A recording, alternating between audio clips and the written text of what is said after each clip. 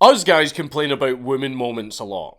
We all know them, we're all annoyed by them, and we all wish that women could muster the self-awareness to stop having them.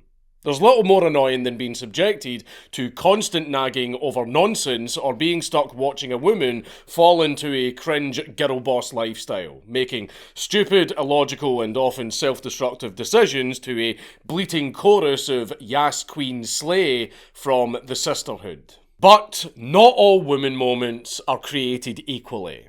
I know that happy wife, happy life is very often said as a cope by simps, but that doesn't mean that women aren't capable of unfathomable wrath if they don't get their way. But sometimes they can use their powers for good. No matter how trad you may be or how much you want to escape the longhouse, you can't deny that some women moments are justified. And today's Mad Last may have had the most justifiable women moment of all time. That's right, today we are going woke and discussing a rare woman W, even if it later became a common woman L. This OG girl boss was cheated out of what was rightfully hers and had the biggest tantrum in history. She was treated cruelly by some of the most powerful men in the world, but instead of choosing the bear, she chose violence. And this queen absolutely slayed. Literally. Boudica.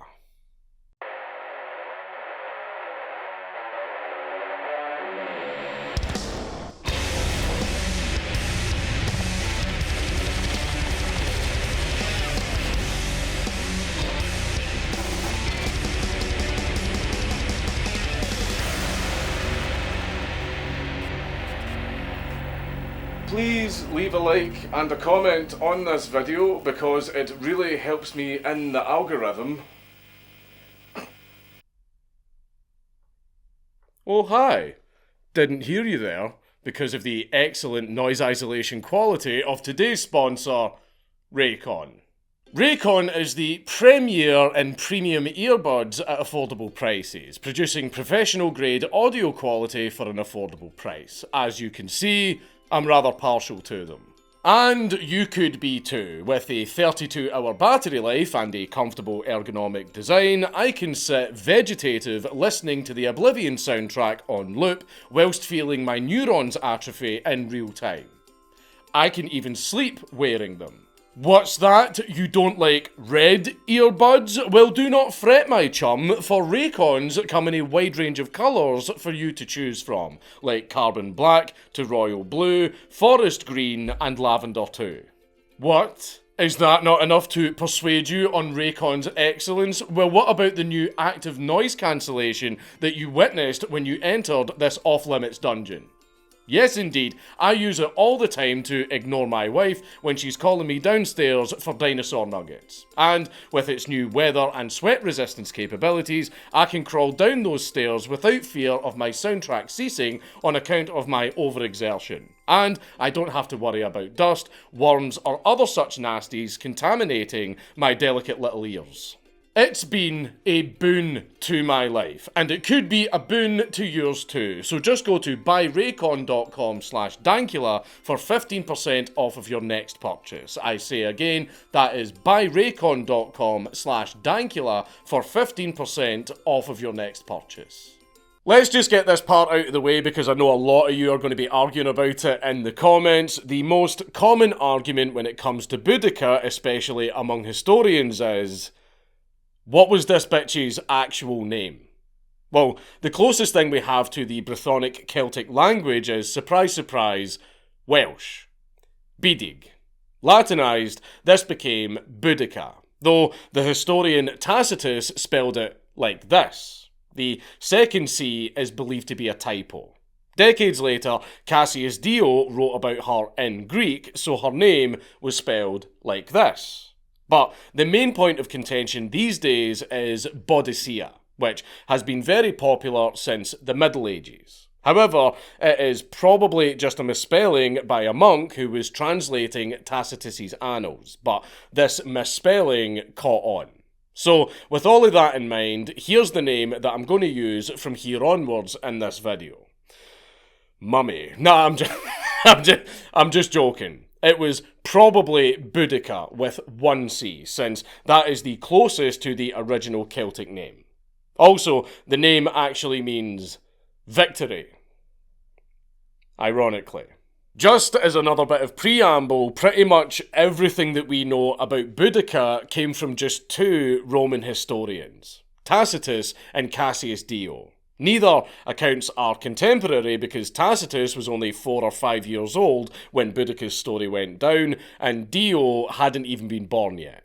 But Tacitus had the advantage of having a father-in-law named Gnaeus Julius Agricola, who was lucky enough to actually be in Britain at the time and take part in all the fun, while Dio wasn't born until 90 years after it all ended. So bear in mind that neither account is first-hand, and their distance from the actual events might make things a little bit murky. They will both also be very, very biased by the fact that they were Romans, who in pretty much all of their writings portrayed themselves as the Chads and their enemies as the Soyjacks. But it is what it is. Take from their accounts what you will. At the very least, we can definitely say that the death tolls are certainly exaggerated. We also only have Dio's word for how Boudica actually looked, because no contemporary images actually exist. The pictures and statues that you'll have all seen were made centuries after she died, and they're all based on the following description. In stature, she was very tall. In appearance, most terrifying. In the glance of her eye, most fierce, and her voice was harsh. A great mass of the tawniest hair fell to her hips, around her neck was a large golden necklace, and she wore a tunic of many colours. Sounds hot. Regarding Boudica's hair, the exact word that Dio used to describe its colour was xanthotatos, which literally translates to most golden. This could mean blonde, auburn, or ginger, most likely the latter of the two. But for argument's sake, I choose to believe that she was ginger, because representation matters. Netflix has done my people dirty for far too long, and it'll shut Copper Cab up. Anyway, that's enough preamble. Boudica was believed to have been born in Camulodunum, which is now Colchester, in AD 30. And she was lucky enough to grow up watching Camulodunum become the Roman provincial capital, because in AD 43, Emperor Claudius landed in Britain, looked around and said, "What's wrong with you? Why are you blue?" before setting about painting the town red. Among the first to be civilised were the Iceni tribe, who hailed from the Norfolk area in East Anglia. Possibly to maintain a degree of sovereignty and to continue using their own coins with horses on them, their king Prasutagus allied with Rome as a client king.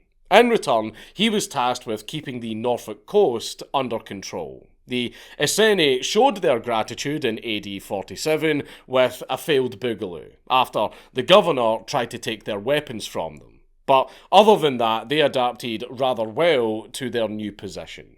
The Iceni got used to this form of occupation because client kingdoms were a pretty big-brain strategy by the Romans, because the areas were de facto conquered without too much bloodshed, and with the bonus of maintaining local allies to make Romanization go down a little easier. You see, pacifying provinces is tough, and who wants to waste time playing Tard Wrangler to a bunch of blue-painted sheep-shagging barbarians when you could just say to them, "Oh yeah, we're totally friends. We're totally friends. Oh yeah, absolutely, we're totally friends. Just remember to pay your taxes." And then you can just move on to the next areas and keep conquering by doing the same thing. So the Romans approached the more sensible sheep-shagging barbarians that were in charge of their tribes and made them an offer that they couldn't refuse. You know the area and the locals listen to you. And the locals that don't listen to you will keep fighting you instead of fighting us. You're clearly doing a good job here. So carry on as you are, watch your borders for us, and just break out the togas if you see one of us coming. Cool? Cool. Oh, and pay your fucking taxes. Now, all of this matters to Boudica because she happened to be rather highborn. And at the age of 18, she married into the Iceni tribe as the wife of King Prasutagus. The royal couple then spawned 2 daughters to whom Prasutagus left half of his kingdom. He earmarked the other half for Claudius's successor, Emperor Reddit, also known as Nero. Yes, that one, in his will, which was a very common practice. Many client kings would make Rome the heir to half of their kingdoms to make the transition of power go a little bit more smoothly. But there was a snag. Prasutagus had split his kingdom between his daughters and Nero in his will to keep his daughters safe. But when he died without a male heir in AD 59, the Romans got a little bit greedy and decided to take the entire thing. The property of the tribe's leaders was confiscated by Procurator Decianus Catus, partly justified by the fact that women didn't inherit anything under Roman law. Funding of Claudius's campaign probably also played a role in this decision. A lot of private money was pumped into the conquest of Britain by Roman aristocrats, with Seneca having invested 40 million sesterces in the form of unwanted loans foisted on the client kingdoms. In the year 60, Seneca was worried that Claudius's successor Nero might decide to abandon Britain and they would lose all of that money. So he decided to cash out with interest. However, the Iceni couldn't pay him back, hence their liquidation by Decianus. Feeling put out, Boudica took issue with her daughters getting the knives out treatment, and the Romans defended themselves against these allegations of unfairness in the same way they defended themselves against pretty much everyone else they ever butted heads with. Preemptively and with extreme fucking prejudice. Boudica was stripped and flogged for her trouble, and let's just say that when the Romans' eyes turned to her daughters, they did Veni Vidi Vici in reverse order. Tacitus's account of the event was pretty sparse with details, which was probably for the best. Boudica was a very wrathful Celtic woman, and the Romans just did that to her daughters. Shit was about to hit the fan. Tacitus and Dio don't seem to agree on exactly what ultimately started this shit show. Tacitus said it was how the Iceni were treated after Prasutagus died, while Dio is on team loan. Let's be real, it was probably a good bit of both, but either way, things got a little out of hand after this. You see, while Prasutagus was more than happy to play ball and render unto Caesar, Boudica was fearless and crazier than him. She was his queen, and God help anyone who dared disrespect his queen. It was time for a fucking war.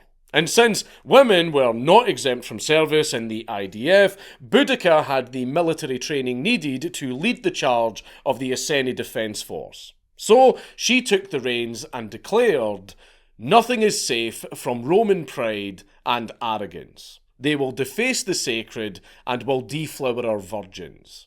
Win the battle or perish. That is what I, a woman, will do."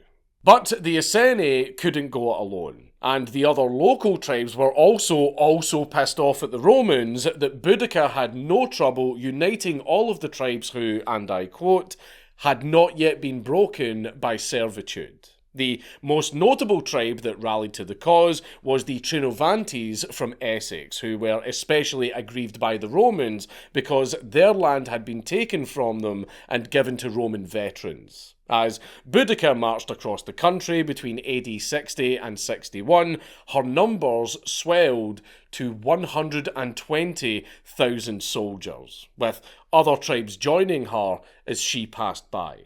The first stop on Boudica's rebellion tour was Camulodunum, which, despite being the Romans' provincial capital, was basically defenceless. The city was unfortified and populated entirely by civilians and a few old veterans who had displaced the Trinovantes in their retirement to little parcels of land outside the town. All they could really do was send messengers to Londinium, take a fucking wild guess as to what that's called now, to beg for help. Decianus only sent 200 men to stop the barbarian horde, and when that inevitably didn't work, a detachment of 2,000 men of the 9th Legion marched from Lincoln to relieve them. They didn't arrive in time, and the city fell in just 2 days. The Britons killed everyone. Absolutely everyone. They burned the place down, they decapitated a bronze statue of Nero, and they desecrated Roman cemeteries by destroying tombstones and other statues. The survivors of the attack retreated to the relative safety of the Temple of Claudius. And by relative safety, I mean that it went about just as well as when the Jews decided to retreat to their own temple. You see, the temple was a large part of why the Iceni tribe went to Camulodunum in the first place. The Britons believed that possessing the town invoked the blessing of their war god, Camulos. So, the Roman temple was taken as a heretical flex on their culture, especially since it was dedicated to the deified architect of their subjugation. And you can bet that that thing was coming the fuck down. The temple held out for 2 days before the rebels put it to the torch. According to Dio, Boudica celebrated with a victory speech in which she declared, "Let us show them that they are hares trying to rule over wolves." Alright, that goes hard. The rebels then kept the party going by ambushing the 9th Legion detachment that was marching to reach them, wiping out the infantry and routing the cavalry. Decianus then promptly realised that he had fucked up, so he pussied out and fucked off to Gaul. But that was never much of a loss because he was never the actual head honcho anyway. While everything was kicking off, the provincial governor, Gaius Suetonius Paulinus, was campaigning on the island of Mona in Wales, fighting against the Druids with the 14th Legion, which would have also fueled the Britons' revolt because our Druids are obviously considered very sacred. But after being briefed on the situation, Suetonius rode for Londinium to put a stop to things, and he actually managed to arrive before the rebels did. However, what he found when he got there was very disappointing. As a big trading hub, Londinium was obviously very important, but like Camulodunum, that didn't seem to get it earmarked for fortification. The place was practically indefensible. So, knowing that he was so outnumbered that he would have to share the fate of the 9th Legion if he engaged the rebels with the 14th Legion, Suetonius promptly left, taking refugees that managed to evacuate with him and sacrificing the city to save the province. The stragglers were all destroyed with the city. Again, mostly women and the elderly. Roman accounts were certainly exaggerated, but they told the horror of the Britons' vengeance. Noble women's breasts were cut off and sewn into their mouths, and others were impaled on stakes. Vlad style. For the sake of narrative cohesion, the torched cities came in threes, with the third being Verulamium, which is now St. Albans. It was notable for being the third biggest town in the province, but it wasn't strictly Roman. It was a municipium of allies to Rome, the Catavillani tribe. The magistrates were all Roman citizens, so Boudica razed the place and wiped out all of its inhabitants as collaborators. And despite Verulamium having Rome's favour, there were no Roman soldiers or officials to help them out. So the death toll was massive. Up to this point in Boudica's revolt, around 50 to 80,000 Romans and Roman sympathisers had been killed, most of whom were civilians and children. The Britons took no prisoners and gave no quarter whatsoever. They just roved across the country, burning, pillaging and killing everything and everyone on sight. So where was Suetonius while Verulamium was being destroyed?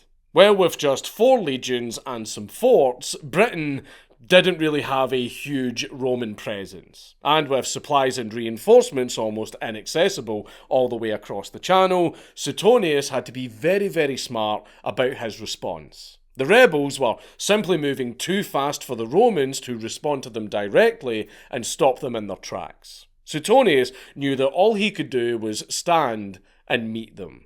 So he continued to bide his time, and while Boudica was busy having a woman moment in Verulamium, he scouted out the perfect ground for a pitched battle. And he made preparations for the big showdown. Soon enough, Suetonius found the perfect battlefield that compensated for his drastically inferior numbers. Its exact location has sadly been lost to time, but it might have been somewhere in the West Midlands. And Tacitus described it as a position in a defile with a wood behind him. There could be no enemy he knew except at his front, where there was open country without cover for ambushes. It is from here that he was to make his stand, and to here that he made a call for support. In addition to his 10,000 men of the 14th Legion, Suetonius mustered 2,000 men from the 20th Legion, plus 2,000 auxiliaries. However, the commander of the 2nd Legion, Ponius Postumus, refused to answer the call, sending no reinforcements and providing no help. Meanwhile, Boudica's army was reported by Dio to be 230,000 strong by this point in the revolt, though this is very likely embellished, as ancient historians are wont to do. In reality, there was probably about 50,000 actual fighting men with lots and lots of non-combatants in tow, because entire tribes were on the warpath with the army. In fact, Boudica's men were so confident that they brought all of their families, livestock and wagons with them to watch them all beat the shit out of the Romans in the first and only pitched battle of the rebellion. After all, why not? What a nice, lovely, fun day out for the family. Even the most conservative estimate of their strength has them outnumbering the Romans about 3.5 to 1. Just before the main event, Boudica gave a rousing speech from her chariot, which she rode alongside her daughters, which, according to Tacitus, went thusly. It is not as a woman descended from noble ancestry, but as one of the people that I am avenging lost freedom, my scourged body, the outraged chastity of my daughters. Roman lust has gone so far that not our very persons, nor even age or virginity, are left unpolluted. But heaven is on the side of a righteous vengeance. A legion which dared to fight has perished. The rest are hiding themselves in their camp, or are thinking anxiously of flight. This is a woman's resolve. As for men, they may live and be slaves. Meanwhile, Suetonius gave a speech of his own. Despise the savage uproar, the yells and shouts of undisciplined barbarians. In that mixed multitude, the women outnumber the men. Void of spirit, unprovided with arms, they are not soldiers who come to offer battle. They are bastards, runaways, the refuse of your swords, who have often fled before you, and will again betake themselves to flight when they see the conqueror flaming in the ranks of war. In all engagements, it is the valour of a few that turns the fortune of the day. It will be your immortal glory that, with a scanty number, you can equal the exploits of a great and powerful army. Keep your ranks, discharge your javelins, rush forward to a close attack, and hew a passage with your swords. Pursue the vanquished, and never think of spoil or plunder. Conquer, and victory gives you everything.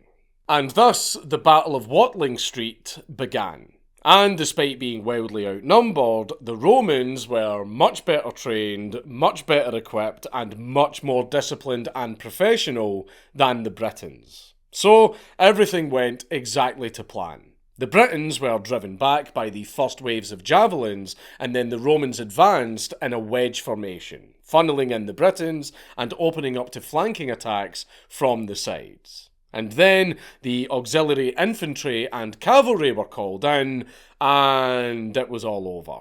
And in what is probably the most famous fact about this battle, Boudica's army turned to retreat and found that their own wagons, livestock and civilians, who were sitting at the very back of their formation to watch the show, were actually in the way and hampering their retreat, leaving them completely encircled and unable to escape. And Boudica's men were so tightly packed together that they couldn't even fight their way out.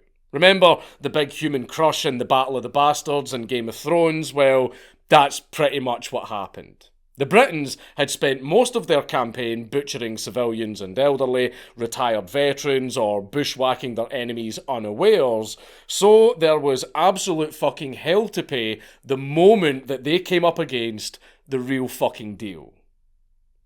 Boudica had girl-bossed too close to the sun. After years of grasping its sovereignty as a client kingdom and a brutal savage campaign to delay the inevitable, the time finally came for the Iceni tribe to render unto Caesar. And their debts were washed away with the blood of around 80,000 Brittonic men, women and children as they received just as much quarter as they gave. After Boudica's L, which only cost the Romans about 400 men, the big woman herself somehow managed to survive. But there is really no record at all of what happened to her after this battle. She either fled the area just to later die of illness, or she poisoned herself to avoid capture, because God forbid a woman ever face the consequences of her actions. There is no record of what became of her daughters, but it's safe to assume that they shared their mother's fate. Boudica was rumoured to have been buried under platforms 8, 9 and 10 at King's Cross Station, but that just isn't true. There is no gravesite or anything, but she is believed to have been buried near the field of her last stand or disposed of with the rest of the debris of the battle. But since we don't even know exactly where it was fought, we will probably never find her.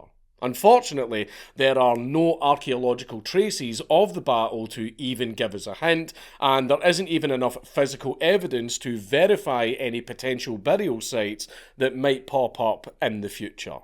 After the bulk of the rebels were dealt with at Watling Street, it was now time to pick off the stragglers. Suetonius bolstered his army with the rest of the 9th Legion, 8 cohorts of auxiliary infantry, and 1,000 cavalry from Germania. The cavalry also came with 2,000 reinforcements for the 9th Legion, and the commander of the 2nd Legion actually killed himself after the Battle of Watling Street out of shame for refusing to take part in it. So Posthumus's boys joined in posthumously. And with that amassed strength, all remnants of the rebellion were stamped out. Not that they had to do much stamping. The rebels kinda wiped themselves out. Because you see, they had wasted so much time on murdering and burning and looting and pillaging that they didn't plant any grain that year. So their complete lack of logistical preparedness actually caused a famine. And the problem just kind of sorted itself out. But the starving Britons would soon catch a break. Decianus' successor as procurator, Gaius Julius Alpinus Classicianus, snitched on Suetonius and told Nero that the punishment of the Britons would just make them madder.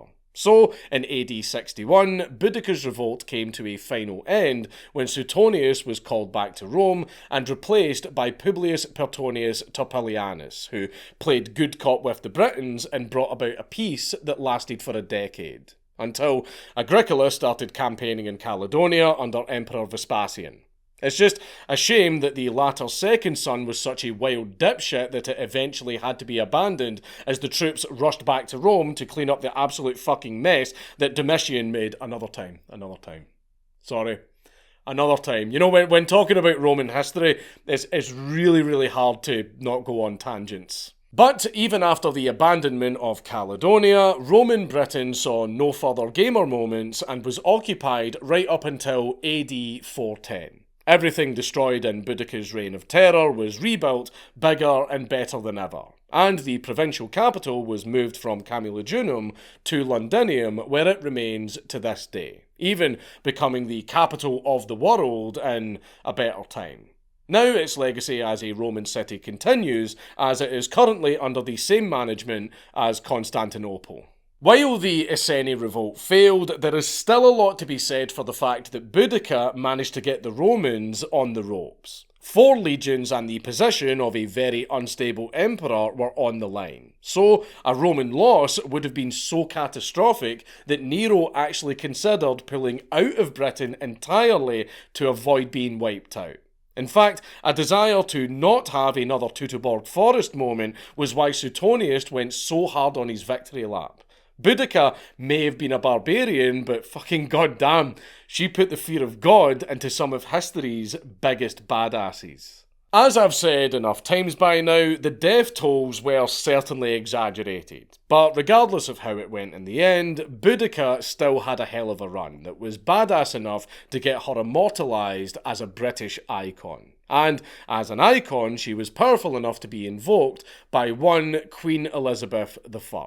When the Spanish Armada was coming, good Queen Bess, needing to legitimise her leadership against one of the biggest threats in British history, saw the fierce red-headed warrior Queen of the Britons squaring up against an invading force of swarthy Meds and said, "Oh my god, she's literally me." Also standing Boudica was the Victorians. They were such big fans that Her Eponymous Majesty and Prince Albert commissioned an iconic bronze statue named Boudica and her daughters. It was started in 1856 and finished in 1883. It was erected at Westminster Pier in 1902, and as Boudica's successor to the title of baddest bitch in Britain, the statue was made to look a little bit like Queen Victoria.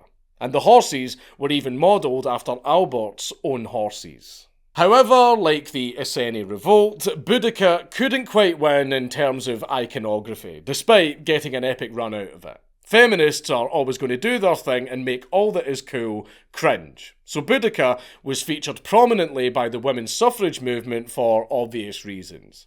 I'm not going to lie, I do actually find that quite funny, because why would Boudica support women voting? You want the state's permission to try and vote your way out of the state's oppression. You think that putting a cross in a box gives you the power to affect change, you absolute fucking pussy. Boudica would have been absolutely ashamed of you. Go out and pick up a sword and just fucking It's Count Dankula on YouTube. Everybody just subscribe.